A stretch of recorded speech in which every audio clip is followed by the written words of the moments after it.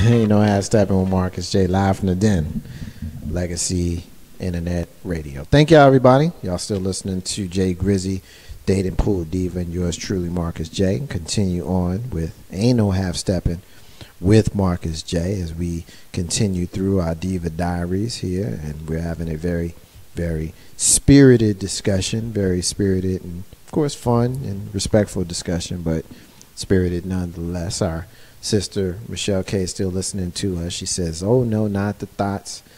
She will never change herself to be one. She can grab a man's attention without having to act and dress like a thought." She just let's be That's real, right, Michelle. Michelle, stand by your principles, girl. Michelle, let's be real.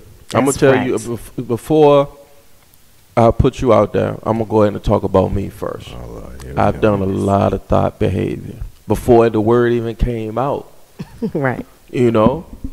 So for us to say that we no, thoughts are people too. Well, we don't want to belong to that group of people. They can have their own little section, and we have ours. They're having the most fun. All right, let's move on because we're not going to agree on that. It kind of ties in what I'm about to talk about to what we just discussed. I think that with relationships today, it's a lot of tension and a lot of people protecting themselves. Not a lot of trust on the male side or the female side. You don't say in this catfish world. You don't say. Yeah, it's not a lot of trust. And people are all about getting what they can get to protect themselves, right? Mm-hmm. So this question is, can you fall in love with someone you don't trust? And can you find love if you have trust issues? So we'll start with the first question. Marcus J., if you want to get in on this first. Can you fall in love with someone you don't trust? Yeah. You can? Yeah. Have you had that type of situation? In my life, yeah, absolutely. You know, there's a lot of levels to love and being in love, and you know that's one of them. Right. You know, you can love and be in love and have things that you want and need be missing. You don't want them to be missing, but you know they can be. Now, if you're wanting to have something that you want in your love cycle and it's not there, it's going to cause you pain. Right. And so if you love someone that you don't trust, you're going to definitely set yourself up to have some pain, you know, but I think it's possible. Yeah, I absolutely think it's possible. Yeah. How long do you think that'll last? Someone who anytime you ask a question like trust. that, it's arbitrary because you don't know the situation, you don't know the intensity, you don't know the players involved, you know. I mean, there's so many variables. I can't say, well, that's going to last 5 years. Right, you know, you can't do that. You don't know. You don't know what may come up. You don't know how long one may be able to, you know, maintain their position in that love. You just don't know. It really does depend on the situation and what's going on with that couple. Right. But, you know, to specifically directly answer the question, I think it's possible. Absolutely. Okay. Jay Rizzy, what do you think? Can you fall in love with someone you don't trust? I want to say, I'm going to use a percentage. You can fall in like a lot of like in about 95% of love. You ain't going to be able to fall 100% in love with them. Because that other 5% is going to be reserved in case somebody does something to break that trust. So, you know, in that case, no. But, I mean, 95% is just is a good percentage. You know, and these days and times to be in love, I mean, I don't think anything is 100% guaranteed in this world, but death and taxes, and that's it. You know, so for people to put that and bank everything on that feeling or that emotion called love, honestly, not to say, I don't want to say love is overvalued, but I think it's relative. Okay. Have you had a situation where you didn't trust them, let's say 50%, and then over time they were able to develop more trust, and you were able to usually when you getting to know somebody, of course the honeymoon phase is really not that person, so of course your guard is going to be up a lot more, your trust level is not going to be that, but over time, you know, and that person reveals more and more of themselves to you, and you get and sometimes you can catch them slipping. Not to say that you're looking for them to slip, but you can catch them in a real honest moment. For me, my honest moments are when I'm the most highest or the most drunkest. Right. And so with that being said, sometimes the realness come out, and that could bring you closer, that could bring you not close, but it's real, and you cannot run from that. You know, you cannot run from that. So that can bring you closer, but I mean, would you say 50%? Yeah, let's say, you know, you had that wall up 50%. It's down a little bit where you can peek over the wall a little bit, but you're not giving it all. I don't do no peeking. I see. I think I see the gist of the question. At this stage, I put it this way: when I was at that stage, dating wise, being that this is the dating pool Diva Diaries, I was ready. You know, I didn't want that 50% cover anymore. I just wanted to dive in, like Trey Songz said. Right.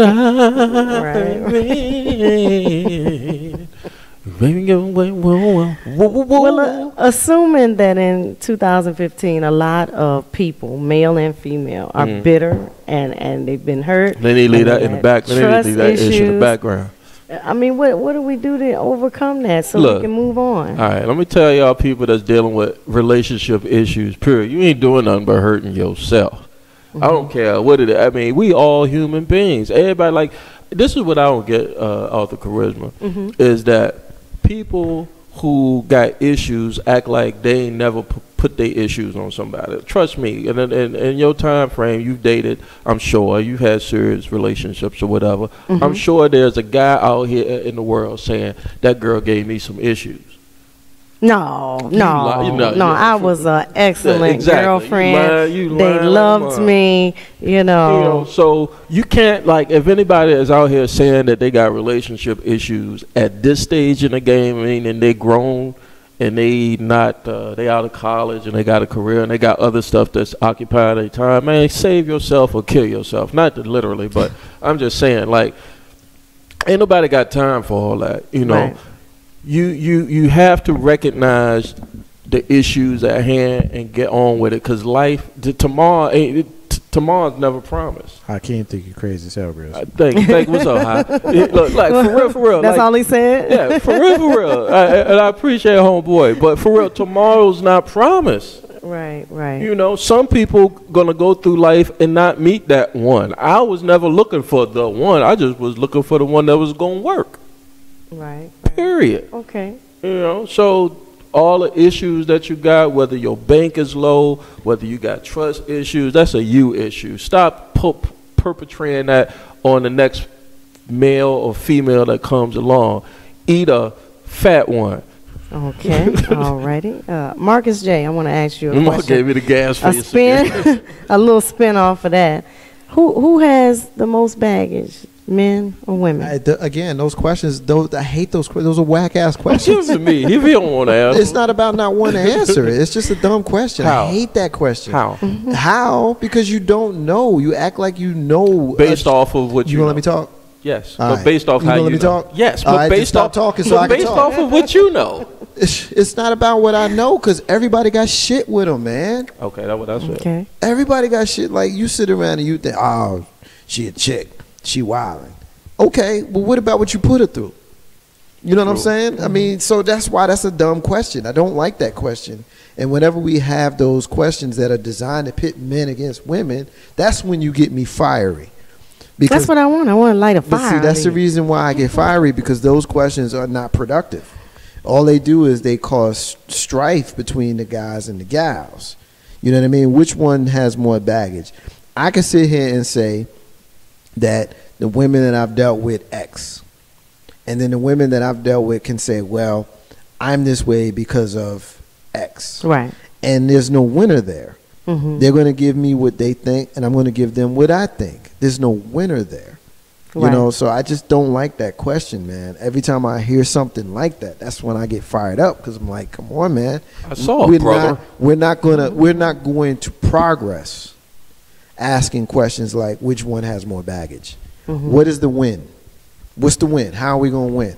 What It's is dialogue. Acknowledgement. No, it's dialogue in the sense that we just got something we get to talk. Okay, we can. If we want to just talk, then we can just talk. But if we're going to talk to try to build each other up, if we're going to talk to try to get progress, we got to ask different questions. That's not the question to ask. Who has more baggage? Well, I got the T-shirt that she got that says, "Where does the healing begin?" Isn't that right? But that's a good question. But see, now that is that. But see, that's different. Where the healing begins is not blaming each other and asking questions like, "Who has more baggage?" The healing begins acknowledging the shit you put her through, and knowing that you put her through something that's causing her to treat me different. You know what I'm saying? Well, the healing begins with her understanding that her looking at me like I've done something wrong when all I want to do is watch the game. That's a problem. The healing begins when she sits down on the couch next to me and watches the game with me.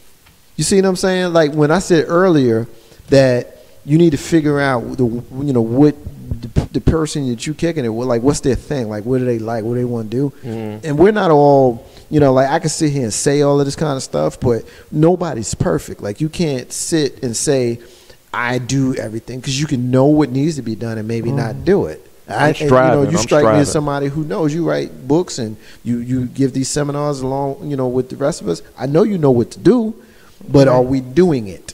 That's the key. I am doing it. Well, I mean, it's easy for you to say that. I'm telling you what I'm doing. You see, I tried to be humble in what I said by saying we're not all not doing it. The healing begins with acknowledging that you may not be as perfect as you think you are. I'm not saying I'm perfect, but the things that you're saying that I should have done, I'm already doing it. Yeah, but I said I know for a fact. I don't know for a fact, but I'm a very supportive lady. I know you get dates and dudes that go out on dates, Arthur Charisma, and I don't know why they ain't wife you up yet. You asking me like, what you think? I don't know. I think that's the quality, it's the pool of men. Well, leave these bones alone, Sean. I mean, dealing with, I guess. I'm from Richmond. Yeah, swiping left and swiping. Yeah, right. I don't do no swiping. Swiping no swiper. No, I don't do no swiping. Even if I was single, I would not be doing no swiping. I mean, honestly, I think the ones that, of course, I would think that the ones that are not on the internet that much would be the most appealing, because really, I'm gonna tell you what I wholeheartedly believe, and it's not. I'm embracive of technology. Don't get me wrong, but I think that online dating thing is the most fakest piece of shit ever. It's fake, It's just getting out the way the first 3 days, the first, and then even sometimes you rolling the dice because you don't know who you meeting. Like you don't. Like, who cares? I don't even do all that. There are some people who are married from the internet game. Yeah, I'm sure they sure they are, but that's some of them happy. That's one out of probably 100,000 or so. I just don't see how it does. If I was out here in the single life dating, I would fool with it, but I would use it as that's like the pregame or the preseason before you get into the real meat and potatoes of it. I would love to see statistics on what's more successful today in 2015. Just go to a bar, buy a girl a drink. I'm willing to bet you internet dating is more successful. Yeah, because it's so easy. The country and the culture is a me now, instant gratification. I want it now. Right now, if I want to rub one out, I can go right now and get a real live girl right in front of me on the TV, and she's going to make me feel like $1 million. Free. Real talk, free. It's so instant gratification. And the way I came up dating, started dating very young, so I had to go over her house, ask her parents, could I take her out on a date? You still have to do that. I don't take no parents, I ain't asking no parents, but I but agree.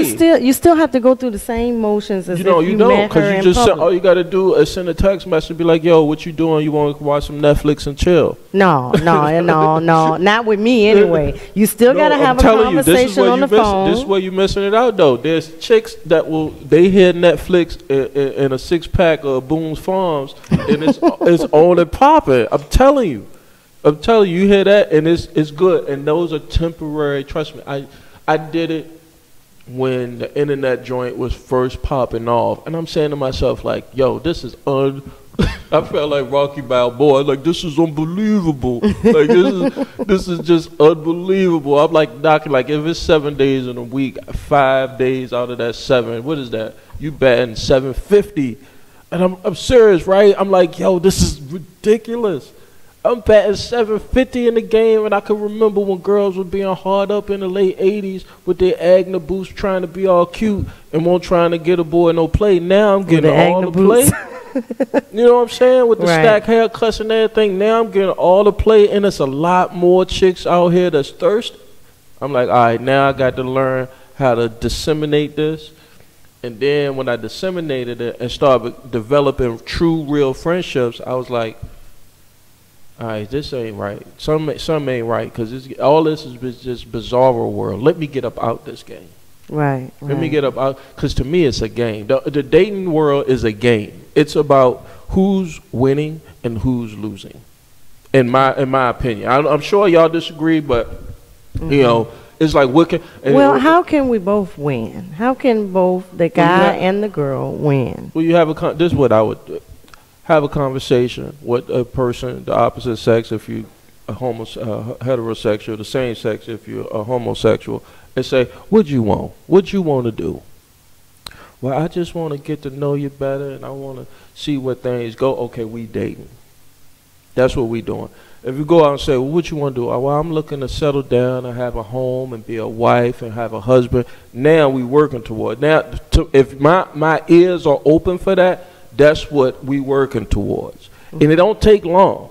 Because if we take any more longer, we wasting time. You making me miss my wife. You know? And that's how you got to be looking at it. You making me miss my husband. If you sitting here talking to me and you not talking about bread, whatever your thing is. If you like bread, you talking about, I want to hear you talking about bread. If you like building together, I want to hear us being freaking architects. If you talking about being Afrocentric and being the best, beautiful black couple we could, but as soon as you hear something off of that, you wasting my time because you keeping me from my destiny, like I know that's like right. Anakin and Luke say, you know. And then once you get in it, though, ladies that's listening, once you get in it, the fairy tale is not over. You got to work. You still got to trim the lawn. You know, you still got to do whatever it took to get you there. You still got to keep it going, and then that's what you build a family on, and that's how you get the whole. You know, y'all know how it is. Y'all don't let Grizzly talk y'all to death. Yeah, don't talk us to death. Because I'm way past my time. I'm good, though. I got one more for y'all. It's a quote by famous, she's a poet, inspirational speaker, motivational speaker, Iyanla Vanzant. And her quote is, so many people are in love and not together, and so many people are together and not in love. So I want to hear your take on that. Marcus J., you want to lead on that? I think that's about as concise and accurate as it gets. I mean, there's no real commentary that's necessary. I mean, you see so many people complain about who they with. You know, as guys, you know, we all get together and, you know, guys talk. They may not go home and share what they talked about, but they talk, we talk, you know, and I would guess that ladies talk as well. Right. You know, and then when you mention how high the divorce rate is, it's somewhere a shade over half of the people that get married get divorced. So, yeah, and there's a lot of people that's hanging in there because that's what you got to do. You know, you know, as the phrase cheaper to keeper. You know, it sounds, you know, poetic, but it's some real shit. You know, people staying for money and staying for kids and doing all that kind of stuff while pining away for somebody that they can't have. Right. You know what I mean? Right. And so if Iyanla Vanzant said it, you know, she be fixing cats' lives and stuff. So I would guess that she know what she talking about. So word, real talk. Yeah. Grizzy, what you think about that quote? Read the quote again. There's so many people that are in love but not together, and so many people who are together that are not in love. So many faults there. I mean, the people that are in love and not together, it's y'all fault y'all not together. The people that's not together and that's not together, but what? The second one? They're together but they're not in love. That's y'all fault too. Own up. Where's the ownership in this in this whole conversation, like I have a problem personally with people who don't assume or take responsibility for themselves or their actions, because it's a punk move to try to put everything off on society or the next person or the person you're with, the person you're not with. If you're not with the person you want to be with, stop putting that out there in the world and put that on own that. Take that. And if you with somebody that you're not happy with, own that and try to find a way to make it better instead of complaining about, oh, I'm with somebody. I know it's tough. It's tough. Nobody said that when you jump across that broom or when you say those I do's, there's no promise. I always revert back to people that have been married, my grandparents, for an example, 40, 50, 60, 70 years. Mm-hmm. You don't think those people, they human? You could physically touch them. They could physically give you stories. And my granddad has given me plenty. Mm-hmm. And I bet you they go through cycles. If they've been together for 50 years, they probably fell in love, fell out of love, fell in love, fell out of love. If you got married at 30 and you married at 50 for 50 years, you mean to tell me you ain't going to change from 30 to 80? You ain't going to go through something between 30 and 80? And with these young people out here that don't understand, or people that don't understand how the marriage game work, they sit and say, well, I ain't ready to go all that. Y'all can have that. Man, I'm telling you, you're missing the ride of your life. Literally, you're missing the ride of your life. Because you can do that with a whole bunch of different people over that 50-year time frame, because there's some old thoughts in these nursing homes, too. You know what I'm saying? They getting it in. You know, as an old man in a nursing home. Must be the word of the night. Yeah, you know it's it's the word of every night that he's around. Yeah, when I'm here at the den, right? But you know it's an old man in a nursing home piping down all kinds of grandmas right now. You know it is. And grandmas ain't having no problem with that neither. Do you want to be that dude or that grandma? Or do you want to sit there and sit back and lay off, retire, go take a cruise somewhere, sit on a boat somewhere with somebody that's been rocking with you from day one? Come on, man. That's just Grizz's opinion. I don't know. You could thought it up if you want to. It's okay. You just be that old man throwing the Peter all up in the nursing home. I'm saying y'all know what I'm talking about, right? Well, not per se, I know one. I know one for. Yeah, you heard. You know what it is. Well, I've seen this situation too, and I think it's really sad. Communication is the main thing. You really have to talk. You have to come to a common ground and figure out what is it that made you fall in love in the first place, and how you can get back to that point where you're in love again. Because, over time, like I said, you're going to get tired of each other. You're going to fall out of love, and you're going to fall back in, and it's going to be a cycle. That's life.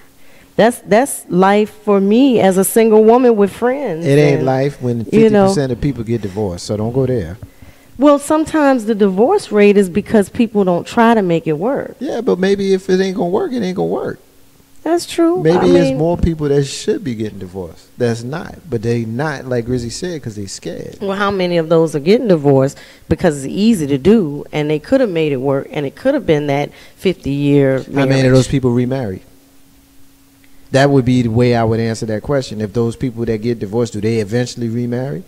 No. They happy as runaway slaves getting away from their asses. So yeah, I know somebody that recently got divorced, and I can't wipe the smile off that person's face. Right. Like, you can give this person a bill, and they be like, I'm good. I'm good. I is free. Armor style on that joint. I is free. That is so sad to compare marriage to slavery. But I do. He said that. I didn't say that, but I didn't say I disagree with him either. Is free. I feel in 2015 that it's an easy scapegoat to just go down there, to the court or fill out the paperwork and just be divorced. I think we overstate the great grandparents. Oh, we stayed together forever for the kid. I think we overstate that, man. The people's getting divorced too. How many times did you see Granddaddy Yo, I move know, on yeah. out and he got a whole new family? Yeah, Just I did my because they family didn't- Well, just tree. because- sometimes just they're because- still married and he has a whole new Right, family. but just because they didn't go down to the court and get papers don't mean that they wasn't divorced. Because the reality is, if you really, really, really married to a person, it don't freaking matter what the papers say. right. You If know what the really divorce divorced from a papers person, say It don't matter. on my What matters is ancestry? what's up in here. You know what they In say your heart. on my ancestry.com? It says desertion. That means that he got tired of her and left and didn't come back. And the wife, after a certain amount of years, figured that he won't coming back because he would, the next chick Right. went to the courthouse and got a divorce. So I mean, Marcus has a point. Like, men did leave. All I'm saying is the guys that leave, they left for whatever reason. Well, men are leaving quicker now. Well, ain't nobody got time for that. Or when it starts women. out here. Leaving quicker now. Where's the problem? The problem is, why get married in the first place? Because you thought that you wanted to be married, then you changed your mind. Like I think a lot of times, I mean, it sounds all great and euphoric to say, "Oh, you got married and you're supposed to stay married forever," and that's what it says in the Bible. I don't like her no more. I don't like him no more. What's wrong with that? What's wrong with Is marriage what's- supposed to be temporary? No, it's Like not. changing your socks? Maybe not, but at the same time, you know, who wants to be miserable forever? There's plenty of people walking around playing that game because they feel that it's less of a fight to get out than it is to stay in. You know what I'm saying? And so I need to acknowledge those people because those people are real. Like, seriously, you make a decision when you're 25 or 30 years old, and maybe at 55, you're like, man, that was a dumbass decision I made. You know what I mean? You got to be tied to it forever. I'm not saying that the sanctity of marriage is not important, but what I am saying is if you grow out of a person, you shouldn't be made by society to feel like you're some kind of crazy person. No, you should. Well, they no, shouldn't do I that. don't They agree with shouldn't that, do no. You should I'm get a I'm just scarlet- saying you try- should get a scarlet letter A put on you, Marcus. That's what should happen. I'm just saying, try to make it work. That's all I'm Yeah, saying. we doing what we can. Hakeem says last time he checked the census numbers, it wasn't 50% of all people. The 50% rate was for a certain race, and that was a couple of years ago. I'm not But- sure which but- race he's citing, but that's what he said. Well, we don't honestly, and I don't know. I think, we have the lowest marriage rate. We got a lot of children born out of wedlock. I mean, I think Dr. Ben Carson spoke about this, even though I have my own personal opinion about him politically. You finna quote him? Not. You finna? Yeah, you he's finna quote him? I was not finna to quote. Finna. I'm not finna No quote. T, You know finna. this, the half of the other side of my lineage coming out a little bit. You know. You know you piss colored. Yeah, I'm totally piss colored. But the further down you go, the further south you go socially, most black people are conservative people. Yes. We Absolutely. tend to think conservatively, and with this Planned Parenthood that came out not too long ago, in a couple of weeks. I mean, honestly, you got to think about it. Not to say that Planned Parenthood is in every ghetto, but we kill more of our unborn, and we don't marry our women. So where's the black family at? Now, me and Marcus is an exception. Right. And I'm sure you're looking for a husband. We to ain't be. an exception. Those jackasses are the exception, brother. Yeah, there you go. You know where I was coming from. I need to make sure that we say that right. Okay, though. all right. Those jackasses are the exception. There you go. And we have adhered to or have kept up what we as righteous men want to do the right thing about our black family. So, stop killing our babies. Try to live as righteously as we possibly can and marry our women, period. Honestly, couldn't agree more. after all of y'all hear me on Legacy Internet Radio say, that's all I'm about. Okay. I couldn't agree more. Anything else you want to add? No, Mr. I Marcus think J? that I think that Grizzy just basically said it all. I mean, the truth of the matter is, we are not monolithic. We are very diverse. And I think if we allow ourselves to be put in a box, then we do a disservice to our past as well as our future. Mhm. And I think that when we're talking about relationships and marriage and all of that kind of stuff, while I have, and my personal opinion is, if you don't want to be together no more, then I'm not going to hang a scarlet letter around your neck. Then get the hell on, But I understand those folks who stay when they don't want to be there. I get it. We've all seen the miserable mom You know, and we've all seen, you know, dad who do everything he can to not be around. So, I mean, you know, there's precedent for that. And so let's not act like they don't exist. But I think the original discussion that we were having, at least in the other segment, was when we talking about getting together, how are we doing that? And when you were talking about traditional ways of getting together, I think the hard part, you know, kind of bringing this whole thing full circle, the hard part is the connection to begin with, and how we connect as men and how we connect as women. I think the bottom line is you got to keep it 100 and talk about it and say what you feel and say what you want. I think if it's as a woman, you know, if you don't adapt to today's times, then you could potentially get left, and that will officially be a you problem. You know, but at the same time, as a guy, you need to be respectful to certain old school traditional ways and find a hybrid way to honor them while at the same time managing how you feel in 2015 in a comfortable way approaching her. That's the key. That's going to be the balance. And, you know, some have found that balance, others haven't. And that's the key. And then, you know, once we, you know, figure out a way to navigate that, and maybe you'll see, you know, the marriage rate in our communities go up, and it's the same. Probably, itself, right? And probably the divorce rate go up too. Oh goodness! You know, half Steppin with Marcus J, live from the Den of Legacy and that radio. We're gonna take our final break of the night, brief one, and we're gonna come back. We're gonna rant our way up on out of here. We got Jay Grizzy and Dating Pool Diva. Yours truly, Marcus J. And half Steppin with Marcus J, live from the Den of Legacy Internet Radio. Be back in a few minutes, y'all. Stay with us.